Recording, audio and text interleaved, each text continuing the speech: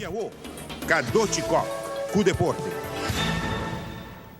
Pacquiao está serio para tomar revancha arriba Bradley. Ayer el filipino laga público drente para mirar su training y el comentario nanta que Pacquiao está en tremendo forma y hope de estanco a precisar de training. Ta mira que e pelea lo porca para trempan. Pacquiao Bradley aquí na TV dia 12 de abril nos lo for the Glitz Casino. E Arsenio Rodrigues está back e trabajando en el plan para formar selección de basquetbol en diferentes categorias, juvenil e infantil. Nós formamos a seleção na Gaba, a Badura dava formamos a seleção de toda divisão na juvenil conhecida e infantil. E a seleção de junior, na era da mira como se treina Gaba fora de semana passada, de encargo de Tom. E já domingo agora nós start com a primeira parte de time de cadete. E hopefully para outra semana ora nós está começar com passarela e mini. Arsenio quer visto de baturi na, então você invitar a jogador? Sim, Arsenio eigenlijk prepara o trainingsplan e tem supervisão arriba tour e divisão.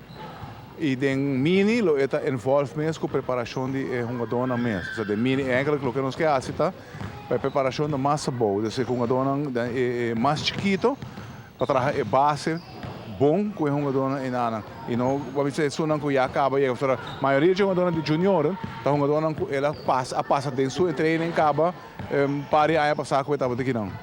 Ou em cada categoria ele tem trainer também, head coach? Sim, como lá seguro, cada categoria tem seu trainer.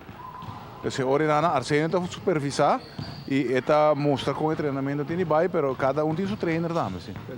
Também agora que planta para trazer um schedule de training para cada categoria. Sim, correto. Ele tem de trazer seu training schedule e logicamente conjunto com o treinador também, porque na mesa porta disponível também para fecha não. E agora que por exemplo, maneira time junior tem 4 viagens assim, o time de cadete começar já domingo ontem, e nada, o treinador vai pôr sua fecha que dia treina na loita. E Liga Superior com Liga Maior? A Liga Superior com a Liga Maior está programada para estar outra semana de viernes, se tudo costa bom. Agora que nós assinalamos que nós podemos começar, e esse ele vai durar por término de 3 lunas. Bom, espero éxito na tua seleção que está aguardo formar Irani Cops para ir de 16 inning, para la gana tarde. Que vem 2 veces para ir de 10 inning e a la gana assim. Que vem toque bom, e importante está que o Bonifácio tem 11 hit conectado em 16 turnos, em 3 veces que vem de está mira bala bom.